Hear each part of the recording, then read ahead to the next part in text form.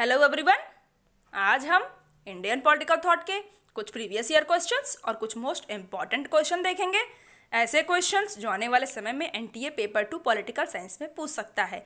ये क्वेश्चंस दोनों ही मीडियम में हैं, हिंदी और इंग्लिश दोनों में। अगर आप चैनल पर नए हैं तो चैनल को सब्सक्राइब कर लीजिए for all the daily political science video updates. और अगर आपको चैनल के टेलीग्राम ग्रुप से जुड़ना है तो लिंक डिस्क्रिप्शन में दी हुई है, वहां जाकर आप चैनल से जुड़ सकते हैं। सारे क्वेश्चंस लास्ट तक आप ज़रूर अटेम्प्ट करिए और आपके कितने क्वेश्चंस के आंसर बिल्कुल करेक्ट हुए कमेंट में ज़रूर मेंशन करिएगा। ये मेरे बारे में कुछ इन्फॉर्मेशन है। चलते हैं क्वेश्चंस की तरफ। फर्स्ट क्वेश्चन है, Manu supported which state? Manu ने किस राज्य का समर्थन किया? A capital state, B welfare state, C communist state, D republican state. पूंजीपति राज्य का, या फिर कल्याणकारी राज्य, या साम्यवादी राज्य, या फिर गणतांत्रिक राज्य? बताइए। आप वीडियो को पॉज किया करिए और अपने आंसर लिखा करिए, जिससे कि लास्ट में आप देख सकें कि आपने कितने क्वेश्चंस के आंसर बिल्कुल करेक्ट किए हैं।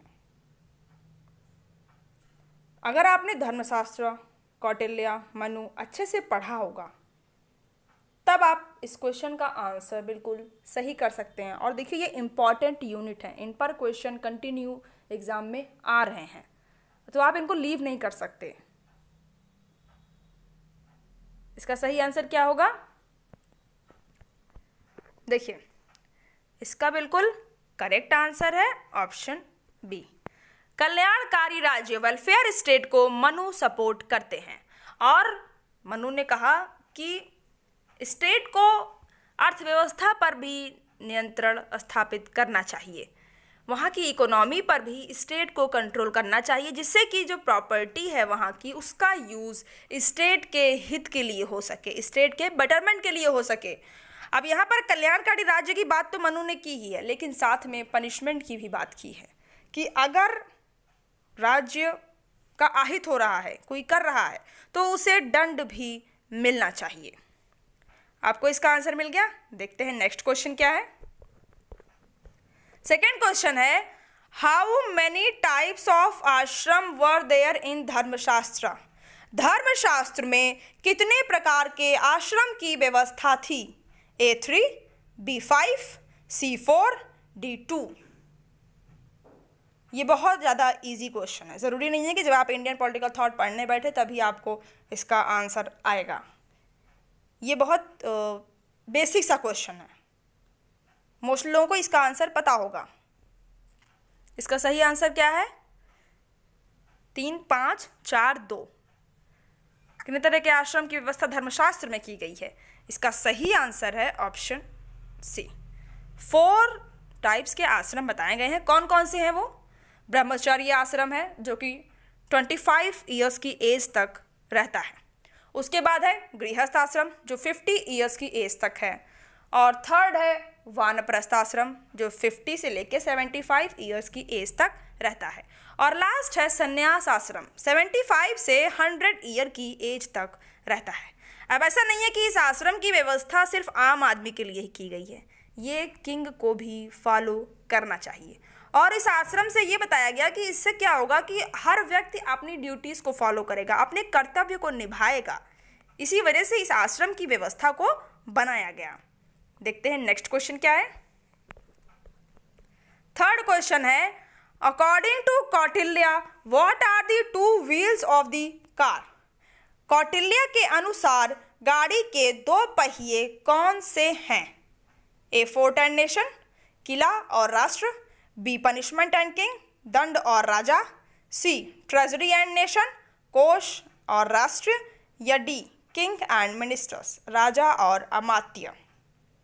जैसे गाड़ी में 2 पहिया है, 4 पहिया है, वो उसके बिना नहीं चल पाती, बिल्कुल वैसे ही कौन से वो 2 इनमें से हैं जिन्हें कौटिल्य ने बताया कि दोनों एक दूसरे के बिना बेकार हैं? इसका सही आंसर क्या होगा? देखिए, इसका करेक्ट आंसर है ऑप्शन डी, किंग और मिनिस्टर्स, राजा और अमात्य को कौटिल्य ने बताया कि दोनों ही एक दूसरे के लिए ज़रूरी हैं, गाड़ी के दो पहिए की तरह, एक दूसरे के बिना बेकार हैं ये। कौटिल्य ने वैसे 7 एलिमेंट्स बताए थे स्टेट में जो होने चाहिए। कौन कौन से? King, minister, fort, nation, treasury, punishment और फ्रेंड। स्वामी, अमात्य, दुर्ग, राष्ट्रीय, कोष, दंड और मित्र, ये 7 एलिमेंट्स कौटिल्य ने स्टेट के लिए बताए हैं। देखते हैं नेक्स्ट क्वेश्चन क्या है। 4th क्वेश्चन है, according to Gautam Buddha how many remedies are there for alleviating grief. Gautam Buddha के अनुसार दुख निवारण के कितने उपाय हैं? A6, B7, C8, D12। अब यहाँ पर गौतम बुद्धा जी से रिलेटेड क्वेश्चन यहाँ पर क्यों है? क्योंकि आपके यूनिट में इंडियन पॉलिटिकल थॉट में अगम सूत्ता एक चैप्टर पूरा ऐड हुआ है और वो गौतम बुद्धा से रिलेटेड है, इसलिए आपके एग्जाम में ऐसे क्वेश्चंस भी आ सकते हैं। इंडियन पॉलिटिकल थॉट में गौतम बुद्धा पर सवाल ज़रूर आ सकता है, जस्ट बिकॉज कि आपके चैप्टर अगम सूत्ता ऐड है। अब बताइए कि इसका सही आंसर क्या होगा, 6, 7, 8 या 12? देखिए इसका करेक्ट आंसर है ऑप्शन सी। 8 उपाय बताए हैं गौतम बुद्धा ने दुख निवारण के लिए, जिसे अष्टांगिक मार्ग भी कहा जाता है, 8 फोल्ड पाथ। कौन कौन से हैं? सम्यक ज्ञान, सम्यक संकल्प, सम्यक वचन, सम्यक कर्मार्थ, सम्यक आजीविका, सम्यक व्यायाम, सम्यक स्मृति, सम्यक समाधि। राइट व्यू है, right resolve, right speech, right conduct, right livelihood, right efforts, right mindfulness और राइट समाधि। ये 8 फोल्ड पाथ गौतम बुद्धा जी ने ग्रीफ को एलिविएट करने के लिए बताए हैं। देखते हैं नेक्स्ट क्वेश्चन क्या है। 5th क्वेश्चन है, according to which the human mind is good but it is inferior to God consciousness. किसके अनुसार मानव मस्तिष्क उत्तम है परंतु यह दैवीय चेतना से निम्न है? ए बाल गंगाधर तिलक, बी दादा भाई नरोजी, सी अरबिंदो घोष या डी महात्मा गांधी। अब चारों ही थिंकर आपने पढ़े होंगे क्योंकि ये चारों ही आपकी इंडियन पॉलिटिकल थॉट के यूनिट में हैं। तो बताइए कि ये स्टेटमेंट किसका है? किसने मानव मस्तिष्क को कहा कि ये उत्तम तो है पर गॉड के कंसिस्टेंस से कम है? इसका सही आंसर क्या होगा? देखिए इसका करेक्ट आंसर है ऑप्शन सी। बहुत ही आसान क्वेश्चन। अरबिंदो घोष, आपको पता है ये पहले रेवोल्यूशनरी एक्टिविटीज़ में बहुत पार्ट लिया करते थे, लेकिन एक बार ये क्योंकि कंटिन्यू ये कई बार जेल गए। उसके बाद से इनके थॉट्स धीरे धीरे बिल्कुल चेंज हो गए। जब ये जेल से बाहर आए तो इनके थॉट में एक अचानक से परिवर्तन हो गया और ये एक बिल्कुल धार्मिक इंसान बन गए पूरी तरह से। और ये स्टेटमेंट भी आपको देखकर लग रहा है कि यहाँ पर भी ये गॉड की ही बात कर रहे हैं। इन्होंने कहा कि गॉड के पास सुपर माइंड होता है। एक मानव के पास तो माइंड है पर गॉड के पास सुपर माइंड है और उसके द्वारा ही मानव मस्तिष्क में चेतना का प्रभाव भगवान करते हैं। ये अरबिंदो घोष का स्टेटमेंट है। देखते हैं नेक्स्ट क्वेश्चन क्या है। 6th क्वेश्चन है, who said 1857 was not just a Sepoy mutiny but a struggle for India's independence? किसने कहा 1857 केवल सिपाही विद्रोह नहीं बल्कि भारत की स्वतंत्रता के लिए संघर्ष था? A B R Ambedkar, B V D Savarkar, C Bal Gangadhar Tilak, D J P Narayan. ये इम्पॉर्टेंट स्टेटमेंट है और एग्जाम में प्रीवियस ईयर में आया भी है। बताइए कि इसका सही आंसर क्या होगा।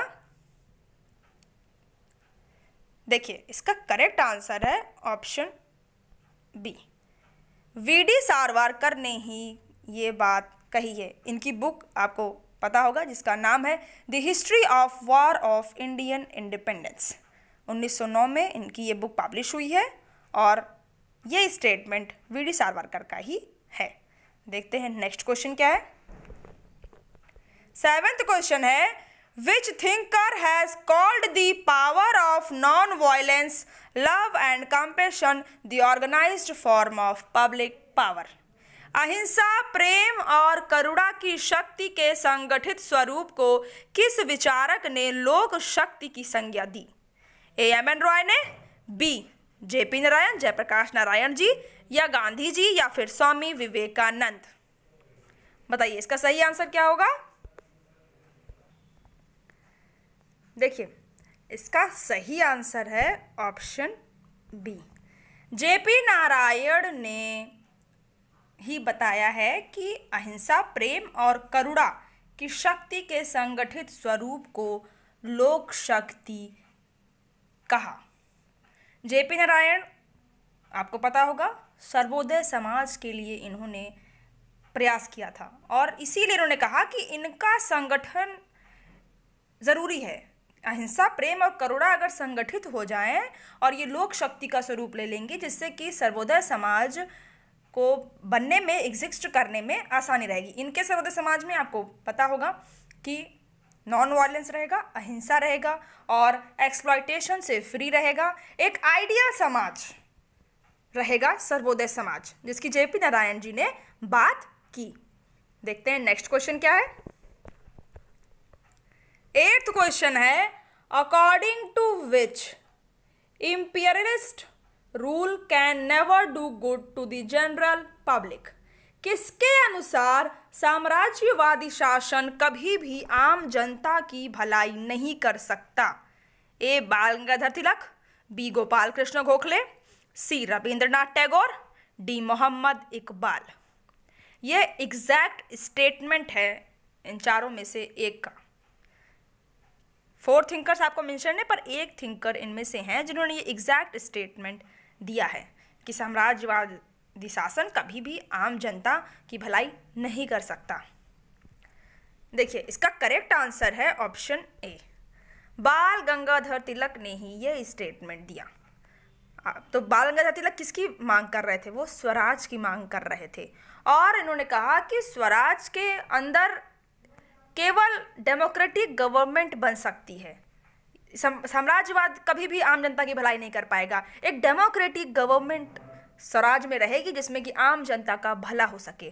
और इनका बहुत फेमस स्टेटमेंट है, कंटिन्यू एग्जाम में पूछा गया है कि स्वराज मेरा जन्मसिद्ध अधिकार है, मैं इसे लेकर रहूँगा। Swaraj is my birth right and I shall have it. ये तिलक जी का स्टेटमेंट है।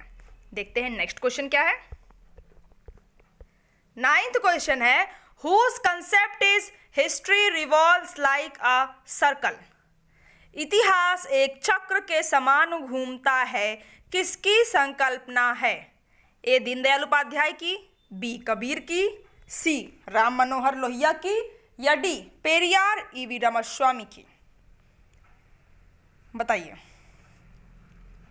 आपने दीनदयाल भी पढ़ा, आपने कबीर जी को भी पढ़ा, लोहिया जी को पढ़ा और पेरियार रामास्वामी को भी पढ़ा। अब ये कहाँ पर था? ये संकल्पना, ये कंसेप्ट आपको किस थिंकर के थॉट में मिली? देखिए इसका करेक्ट आंसर है ऑप्शन सी, राम मनोहर लोहिया ने ही ये कंसेप्ट दिया है कि इतिहास एक चक्र के समान घूमता है। इनकी बहुत फेमस बुक है व्हील ऑफ हिस्ट्री, 1955 में इनकी ये बुक पब्लिश हुई थी। और इनके कहने का ये स्टेटमेंट, इनकी मीनिंग ये थी कि इतिहास में उत्थान और पतन का चक्र बराबर घूमता रहता है। यहाँ पर लोहिया जी ये कहने की कोशिश कर रहे हैं। देखते हैं नेक्स्ट क्वेश्चन क्या है। 10th क्वेश्चन है, हु स्टार्टेड मंथली राष्ट्र धर्म। मासिक राष्ट्र धर्म की शुरुआत किसने की? ए बाल गंगाधर तिलक ने, बी वीडी सावरकर ने, सी जेपी नारायण ने, डी दीनदयाल उपाध्याय ने। देखिए इंडियन थॉट में अगर आप देखेंगे तो यहाँ पर आपको मंथली, वीकली, इनकी बुक्स, बुक का पब्लिशिंग ईयर, स्टेटमेंट्स और थॉट ऐसे क्वेश्चन आपको मिल जाएंगे। अब जैसे ये क्वेश्चन है, तो ये क्वेश्चन आपको इतना सिंपल तरीके से तो नहीं वो पूछ सकता है, पूछ भी सकता है, कभी कभार ऐसे भी क्वेश्चन आते हैं, पर वो आपसे स्टेटमेंट में पूछ लेगा, मैच कराने के लिए आ जाएगा कि ये किसकी मंथली है, आप मैच कराइए। इसलिए आप किसी का अगर वीकली है, मंथली है या उनकी बुक है तो उसे भी ध्यान से पढ़िए। इंडियन थॉट में अगर आप देखेंगे इस यूनिट से ऐसे ही क्वेश्चन एग्जाम में बन रहे हैं। देखिए इसका करेक्ट आंसर है ऑप्शन डी। दीनदयाल उपाध्याय जी ने मंथली राष्ट्र धर्म शुरू किया था। इनके वीकली भी इन्होंने स्टार्ट की थी और डेली भी इनकी एक मैगजीन थी, पेपर था। इनके वीकली का नाम था पंचजन्य और इनके डेली का नाम था स्वदेश। करेक्ट। देखते हैं नेक्स्ट क्वेश्चन क्या है। 11th क्वेश्चन है, who supported the inverse marriage? प्रतिलोम विवाह का समर्थन किसने किया? ए धर्मशास्त्र ने, या फिर पंडिता रमाबाई जी ने, या बरनी ने, या फिर स्वामी विवेकानंद ने? देखिए आप सारे क्वेश्चन जरूर लगाया करिए। अगर आपको क्वेश्चन आते हैं तो ये बहुत अच्छी बात है, एक आपका अच्छा रिवीजन एग्जाम से पहले हो जा रहा है। पर अगर आपको क्वेश्चन नहीं आ रहे हैं देन आपके लिए मस्ट है कि आप क्वेश्चंस ज़्यादा से ज़्यादा अटेम्प्ट करें, और क्वेश्चन का आंसर जान जाने के बाद अब दूसरे क्वेश्चन पे जाने से बेटर है कि आप थोड़ा सा उसका एक्सप्लेनेशन ज़रूर जाना करिए और खुद भी खोजा करिए। अगर कोई आंसर सही है तो खुद भी इसके बारे में आप बुक में देखिए जहाँ पर वो टॉपिक मेंशन है। इससे क्या होगा कि आप अगर बुक खोलेंगे, वो चैप्टर खोलेंगे, वो यूनिट खोलेंगे तो उससे आपको बहुत कुछ पढ़ने में मिल जाएगा। आप एक चीज़ लेके जाएंगे उसके बारे में जानने के लिए, पर वहाँ पर आप जब ढूंढेंगे कि ये कहाँ पर है तो उसमें आप पूरे के पूरे चैप्टर को कवर कर लेंगे। इसीलिए सबसे अच्छा है कि आप क्वेश्चन जानिए, आंसर जानिए और उसका एक्सप्लेनेशन भी देखिए। अब बताइए कि इस क्वेश्चन का सही आंसर क्या होगा। देखिए इसका सही आंसर है ऑप्शन बी। पंडिता रमाबाई ने प्रतिलोम विवाह का समर्थन किया। रमाबाई जी कास्ट सिस्टम के बिल्कुल अगेंस्ट थी, जाति व्यवस्था का इन्होंने बहुत विरोध किया था और इस व्यवस्था को इन्होंने, इसका हल निकालने के लिए इन्होंने अंतरजातीय विवाह को बढ़ावा दिया, इंटरकास्ट मैरिज को बढ़ावा दिया कि इससे जाति व्यवस्था की जो समस्या है वो सॉल्व हो सकती है अगर हम इंटरकास्ट मैरिज स्टार्ट कर दें। और इन्होंने विडो मैरिज पर भी काफ़ी जोर दिया था और कास्ट सिस्टम को एंड करने के लिए इन्होंने शारदा सदन भी स्थापित किया। देखते हैं नेक्स्ट क्वेश्चन क्या है। 12th क्वेश्चन है, according to which law is he who is devoid of devotion? Hindi में किसके अनुसार नीच वही है जो भक्ति भाव से रहित है? A Barani, B Iqbal, C Aurobindo Ghosh, D none of the above. बताइए अब इसका सही आंसर क्या होगा।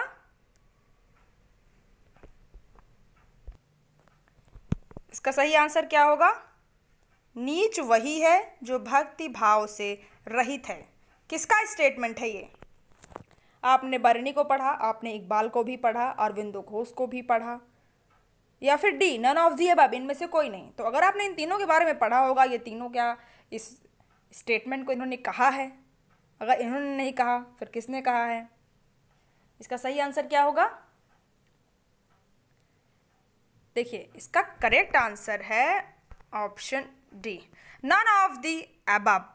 Options are correct. ना बरनी, ना इकबाल, ना अरविंदो घोष, यहाँ पर भक्ति है।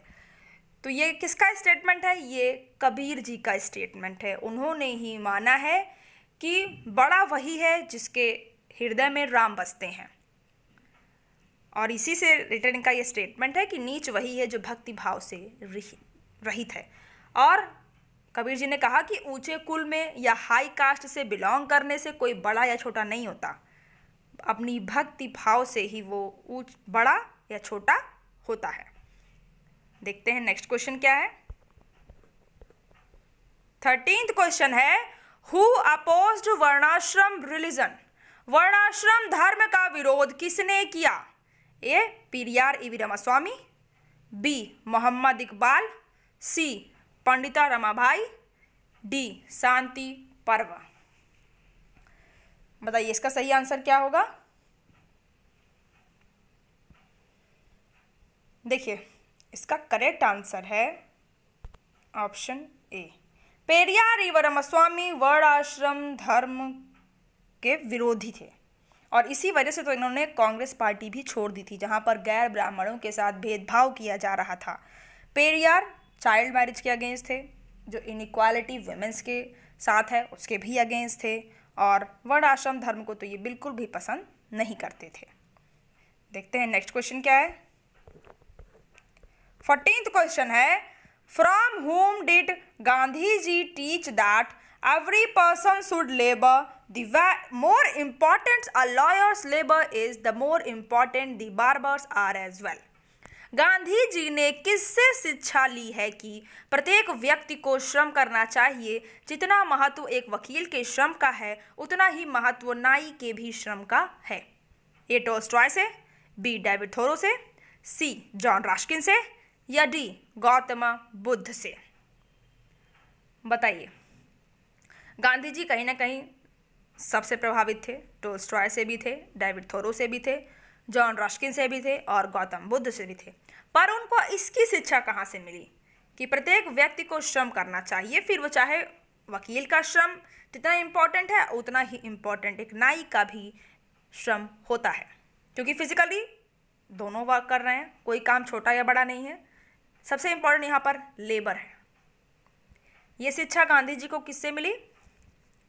इसका करेक्ट आंसर है ऑप्शन सी, जॉन रस्किन से गांधी जी ने ये शिक्षा ली है। जॉन रस्किन की बुक आपको पता होगा unto the last, important book है, और गांधी जी इस बुक किताब से, रस्किन के थॉट से बहुत ज़्यादा इफेक्टेड थे और इन्होंने इसका गुजराती ट्रांसलेशन भी किया इस किताब का, सर्वोदय, जिसका नाम इन्होंने गांधी जी ने अपनी बुक का रखा था। देखते हैं नेक्स्ट क्वेश्चन क्या है। 15th क्वेश्चन है, arrange these books in chronological order by Swami Vivekananda. 4 book आपको विवेकानंद जी की दी गई हैं, आपको इनको पब्लिशिंग ईयर के अकॉर्डिंग ईयर वाइज लगाना है। सबसे पहले विवेकानंद की कौन सी किताब पब्लिश हुई है, उसके बाद कौन सी किताब पब्लिश हुई है। ABCD आप चारों ऑप्शन देख लीजिए और वीडियो को पॉज करके अच्छे से अपना, अगर आपको पब्लिशिंग ईयर इनके याद है तो इन्हें अरेंज करिए। आपको असेंडिंग ऑर्डर में इन बुक्स को अरेंज करना है।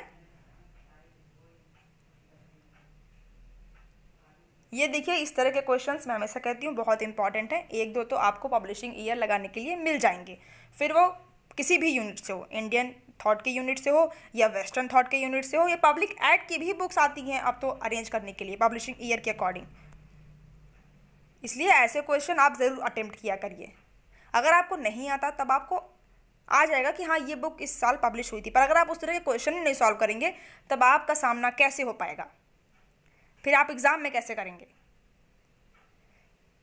6 लेसन्स ऑन राजयोग कब पब्लिश हुई है, कर्मयोग कब पब्लिश हुई, लेक्चर्स फ्रॉम कोलंबो टू, यहाँ पर अटमोरा नहीं, यहाँ पर अल्मोड़ा होगा, इसको आप एल कीजिए, और प्रैक्टिकल वेदांता। देखिए सबसे पहले इसमें जो बुक पब्लिश हुई है वो है कर्मयोगा, फरवरी 1896 में। उसके बाद 6 लेसन्स ऑन राजयोग 1896 में ये भी पब्लिश हुई है, और उसके बाद lectures from Colombo to Almora 1897 में, यानी कर्मयोग और 6 लेसन्स ऑन राजयोग के बाद, और प्रैक्टिकल वेदांता 1912 में।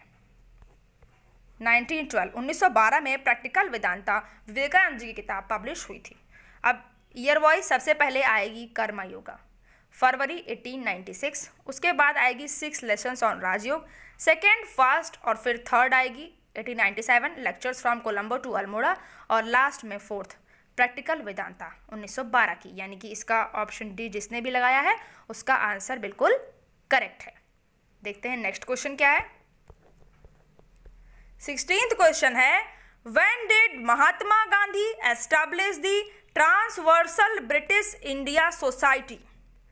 हिंदी में महात्मा गांधी ने ट्रांसवर्सल ब्रिटिश इंडिया सोसाइटी की स्थापना कब की?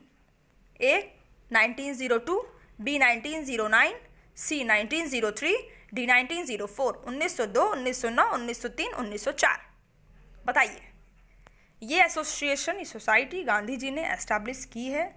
कब एस्टैब्लिश की है आपको यहाँ पर ये बताना है और साल बताना है। ABCD चारों आप साल देख लीजिए।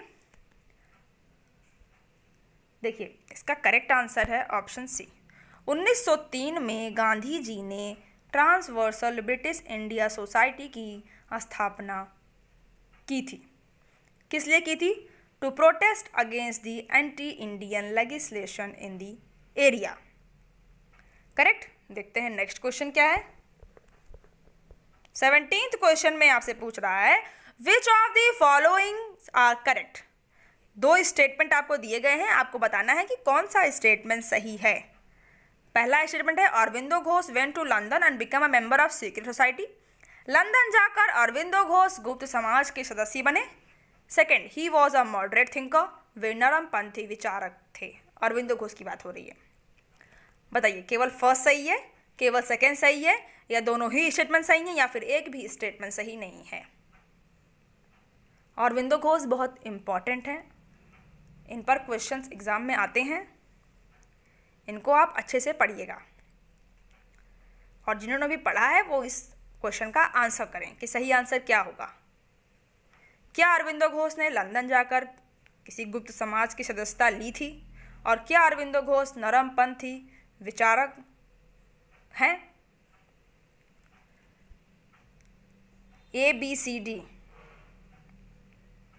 इसका सही आंसर क्या होगा? देखिए सबसे पहले हम फर्स्ट स्टेटमेंट देखते हैं।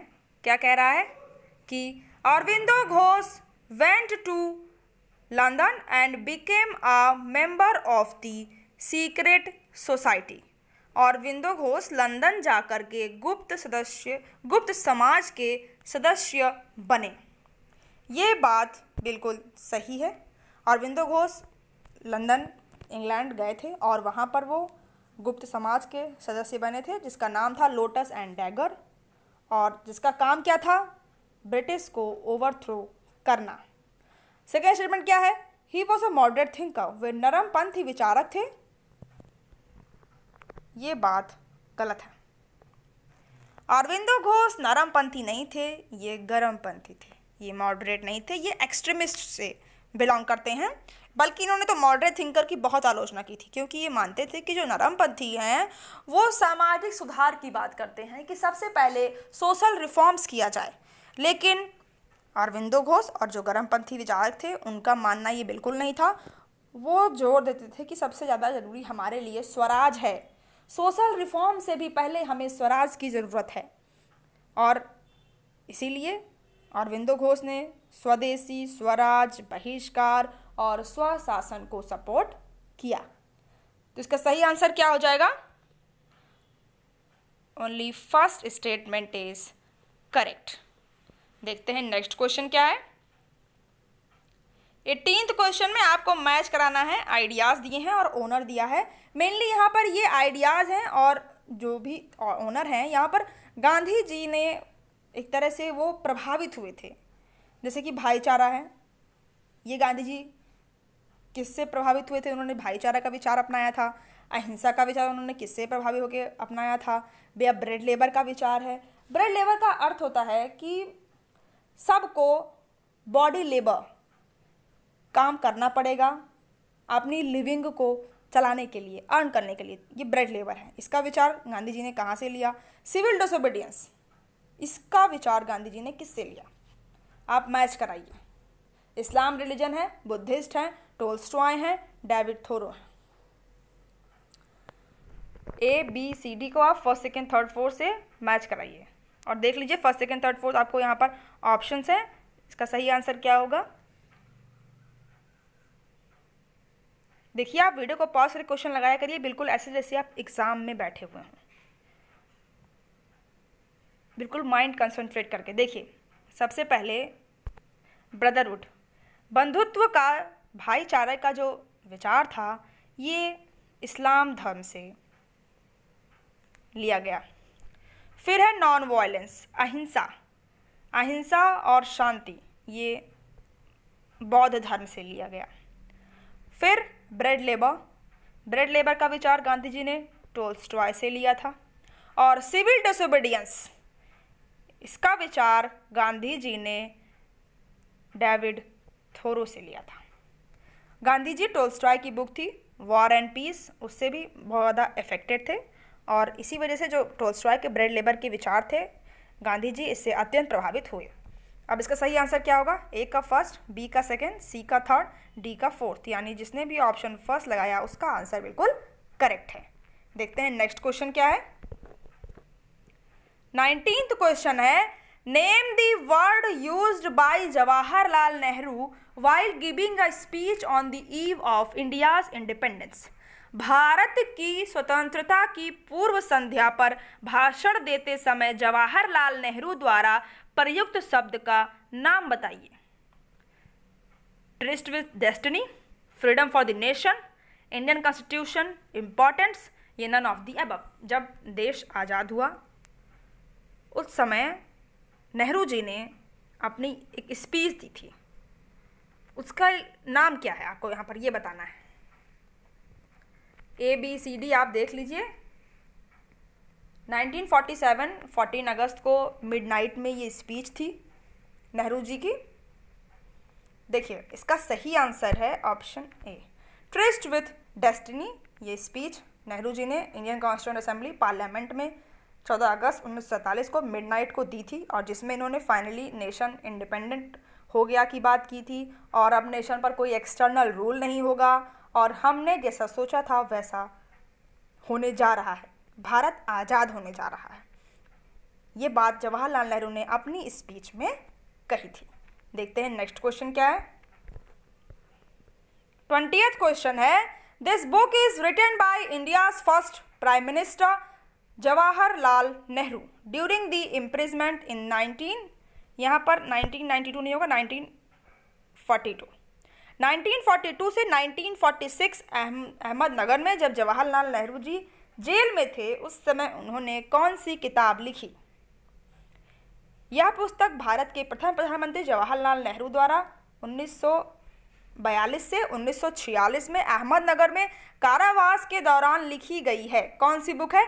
Discovery of India, glimpses of world history, letters from a father to his daughter, या फिर words of freedom, ideas of a nation. बताइए इसका सही आंसर क्या होगा? नेहरू जी, आपको पता होगा कि Nehru ji quite India movement में पार्टिसिपेट करने की वजह से जेल गए थे अहमदनगर में और जेल में ही उन्होंने किताब लिखी। अब उस किताब का नाम क्या था ये बताइए। इसका करेक्ट आंसर है option A, discovery of India 1946 में पब्लिश है और यही किताब जवाहरलाल नेहरू जी ने जेल में लिखी है। करेक्ट। देखिए आज क्वेश्चंस इतने ही थे। अगर आपको क्वेश्चन सीरीज अच्छी लग रही है तो लाइक करिएगा। आपके कितने क्वेश्चंस के आंसर बिल्कुल करेक्ट हुए आप कमेंट में ज़रूर बताइए कि आपने कितने क्वेश्चन के आंसर सही किए हैं और अगर आपको कोई डाउट है आप उसके भी कमेंट में ज़रूर मेंशन कराइएगा और इस वीडियो को अपने उन सारे फ्रेंड्स शेयर करिएगा जो यूजीसी नेट पॉलिटिकल साइंस की तैयारी कर रहे हैं या किसी भी एंट्रेंस एग्ज़ाम की प्रिपरेशन कर रहे हैं पॉलिटिकल साइंस सब्जेक्ट से। और इससे पहले अगर आपने political theory, public administration, international relations, Indian political thought, western political thought, Indian constitution के प्रीवियस वीडियोस नहीं देखे हैं तो जाकर के चैनल के प्लेलिस्ट में आप ज़रूर देखिए, सारे क्वेश्चंस लगाइए, अपना स्कोर कमेंट करिए, अपनी प्रिपरेशन स्ट्रॉन्ग करिए। हर यूनिट से देखिए मोस्टली यूनिट से क्वेश्चंस अवेलेबल हैं, आप उन्हें ज़्यादा से ज़्यादा अटेम्प्ट करिए, इससे आपकी प्रिपरेशन बहुत अच्छी हो जाएगी। और अगर आप चैनल पर नए हैं चैनल को सब्सक्राइब कर दीजिए for all the daily political science video updates. बगल में बेल आइकन दिया हुआ है, आप उसे प्रेस कर दीजिए जिससे आपको लेटेस्ट वीडियो की नोटिफिकेशन ईजिली अवेलेबल हो जाएगी। Thank you.